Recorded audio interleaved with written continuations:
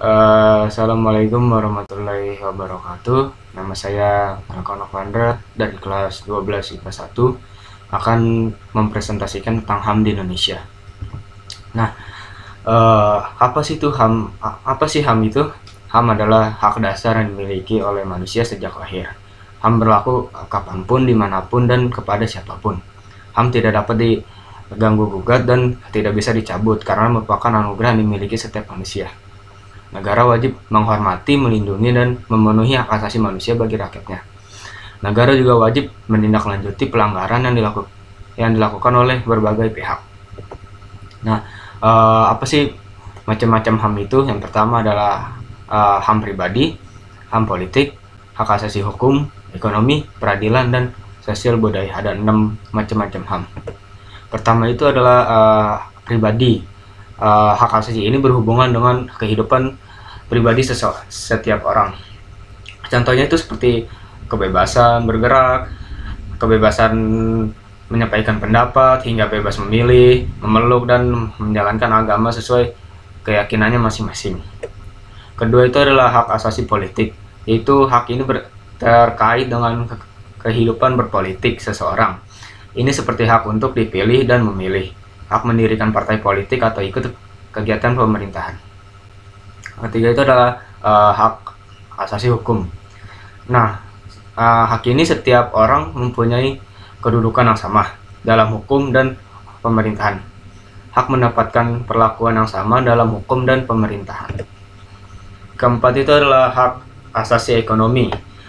Hak ini maka tiap-tiap individu bisa terlibat dalam kegiatan perekonomian, bisa kegiatan jual beli, melaksanakan perjanjian kontrak, atau memiliki pekerjaan yang pantas.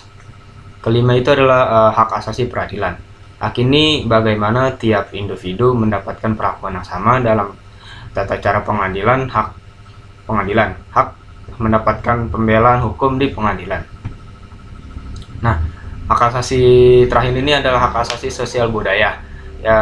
Hak ini terkait dengan kehidupan bermasyarakat, bisa mendapatkan pengajaran atau mengembangkan budaya yang sesuai dengan bakat dan minatnya masing-masing. Nah, apa sih latar belakang HAM itu? Yaitu adalah masalah pada HAM itu dikarenakan kurangnya kesadaran pada manusia akan pentingnya HAM dalam perilaku bermasyarakat.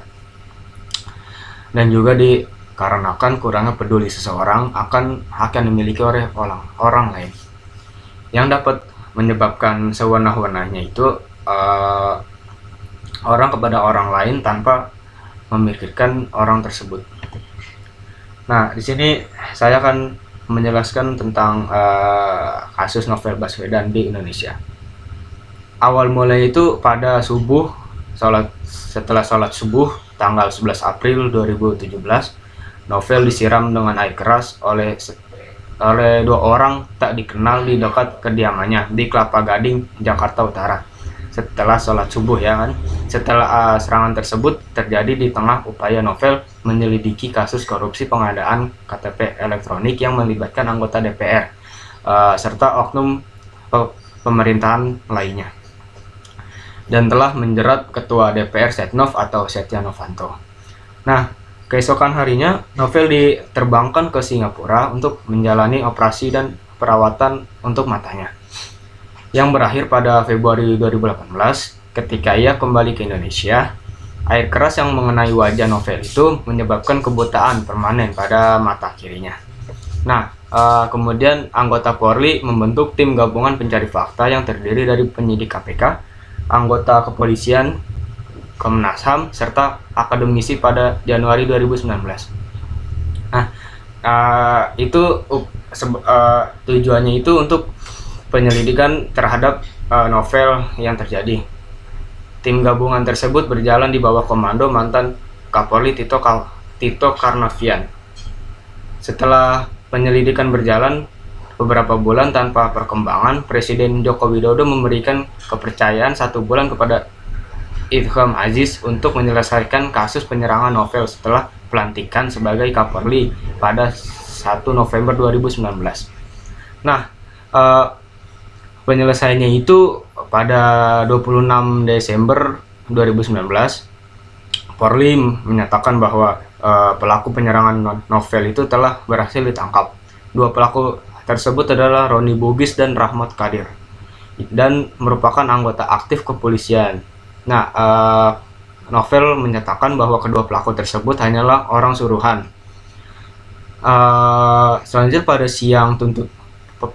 sidang tuntutan pelaku yang diselenggarakan pada 11 Juni 2020, jaksa penuntut umum menuntut majelis hakim untuk menyatukan hukuman pidana terhadap kedua pelaku selama 1 tahun penjara.